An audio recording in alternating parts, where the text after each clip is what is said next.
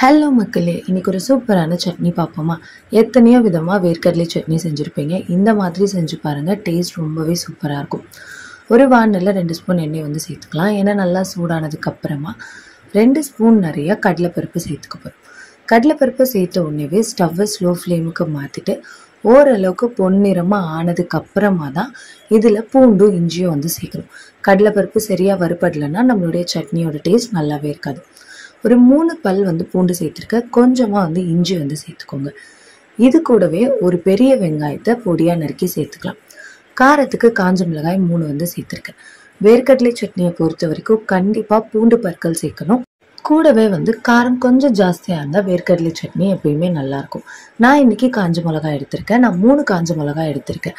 நீங்கள் உங்கள் காரத்துக்கு தகுந்த அளவுக்கு காஞ்ச மிளகாயை அதிகப்படுத்துறதோ குறைக்கிறதோ சேர்த்துக்கோங்க.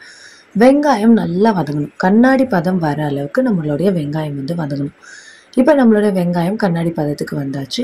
இந்த சட்னிக்கு தேவையான உப்பு சேர்த்துக்க போகிறேன். இப்போ ஒரு கிண்ணம் நிறையா, அதாவது ஒரு கப் நிறையா வந்து வேர்க்கடலை, வறுத்த வேர்க்கடலை சேர்த்துருக்கேன். உங்ககிட்ட வறுபடாத வேர்க்கடலை இருந்துச்சுன்னா கடலைப்பருப்பு பொன்னிறமாக ஆன உடனேவே வேர்க்கடலையுமே சேர்த்து வறுத்துக்கோங்க. வேர்க்கடலை சேர்த்த உடனே ஸ்டவ்வை வந்து ஆஃப் பண்ணிவிடுங்க. அந்த சூட்லேயே நம்மளுடைய வேர்க்கடலை வந்து கொஞ்சம் நேரம் இருந்தால் போதும். நல்லா ஆறுனதுக்கு அப்புறமா இதில் நான் வந்து புளி வந்து ஒரு சின்ன நெல்லிக்காய் சைஸ் புளி வந்து சேர்த்துருக்கேன். சேர்த்து தான் அரைச்சிருக்கேன். வேர்க்கடலை சட்னியில் கண்டிப்பாக புளியுமே சேர்க்கணும். நல்லா ஆறுனதுக்கப்புறமா அரைச்சிக்கோங்க. ரொம்ப தண்ணி விடாதீங்க.